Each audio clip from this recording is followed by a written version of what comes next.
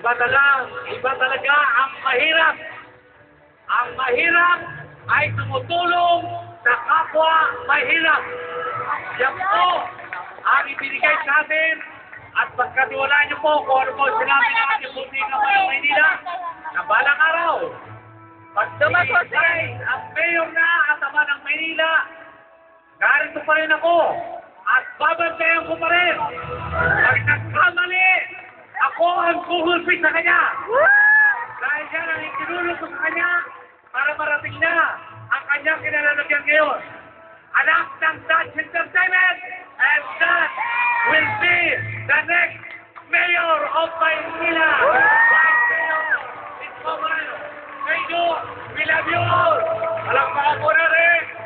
Kuya James, muli po, gusto ko mag-enjoy kayo.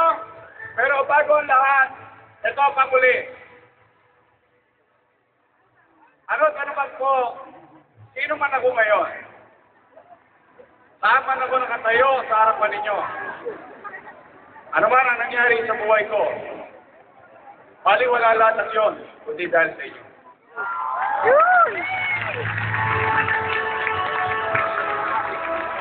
Kayo po ang nagbigay ng pagkakataon sa may mga anak o may mga magulang na may anak na mahirap.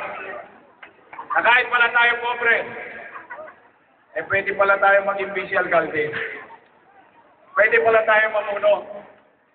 Kaya sa mga magulang na nakikinig ngayon, huwag kayong magsawa na gabayaan ang inyong mga anak, ano man ang hirap ng buhay. Maswerte ang mga anak na nakikinig ngayon na buo pa ang inyong magulang.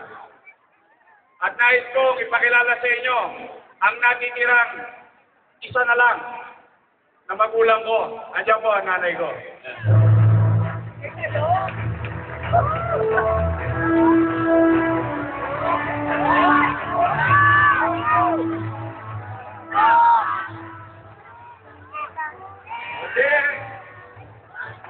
Kundi dahil sa kanya,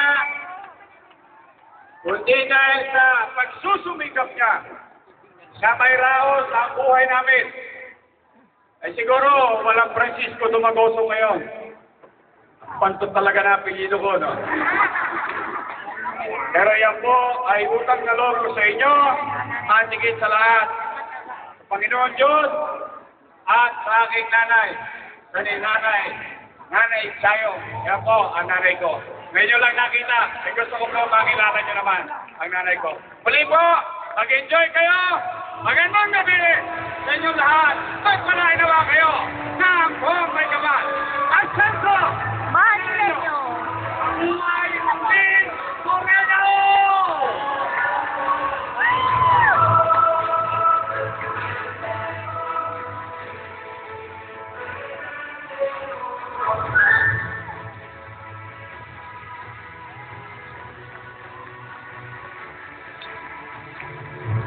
Laban pa din po.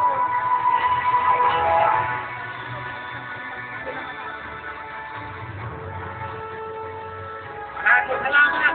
Magpapatuloy po ang programa para sa inyong kasihan. Magandang gabi po.